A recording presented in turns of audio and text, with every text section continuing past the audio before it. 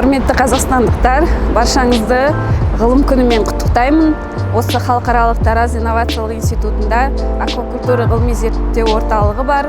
Сол орталығымыздың жұмысымен таныс болыңыздар. Біздің химиялық зертханамыз осы Тараз қаласында былтыр аштық. Біздің Гүлнұр ғылыми қызметкеріміз химик білімі жоғары. Осы жерде біздің зерттеулер жүргізуге көмектеседі. Біздің орталықтың ең ерекшелігі басқа зертханалардан.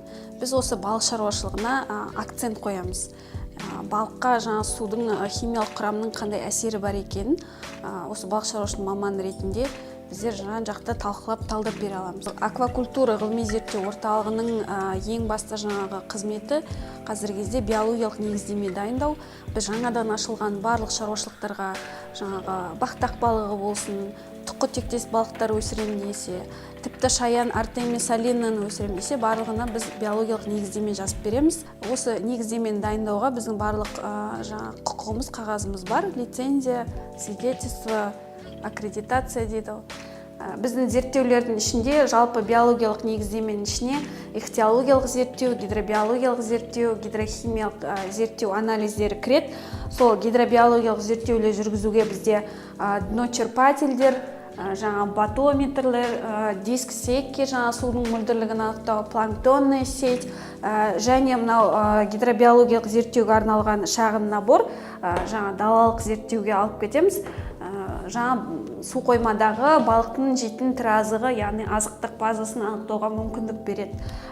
Көп зерттеулер жартысы лабораторияда, зертханада, жартысы көлдің басында жүргізіледі. Балық шаруашылығын жүргізуге сопровождение қызметін жүргіземіз. Яғни сізге балықтың тамақтандыру расчетін жасап беру керек болса, проектный мощность, қалай денсаулығын сақтау, судың гидрохимиясын нормада сақтау, соның барлығы біздің мойнымызда болады. Қосымша бізде қызмет қазіргі кезде уже сезон басталады балық шаруашылығында. Уылдырықтайтын нерестовый компанияның жүргізетін услугымыз бар. Яғни біз шаруашылыққа барып, осылай көктемде аталған аналықтардың бонитировкасын жасап, половой принадлежностін анықтап, плюс инкубацияға дайындау, ондай қолдан ұрықтандыру процесін жүргізу, тұқы балықтарына ондай услугымыз бар. Және жақында ғана біз тағы бір қызмет түрін қостық, ол бекіре балықтармен жұмыс. Бекіре балықтарына УЗИ жасау, бонитировка жасау, биопсия, пастеризация, экран алғаннан кейінгі дальнейший процесс. Соның барлығын біздің осы орталықтың мамандары жасайды. Биологиялық негіздеме сіз балық шаруашылығымен заңды түрде айналысуға сізге құқық береді. Ең маңызды басты құжат десе де болады.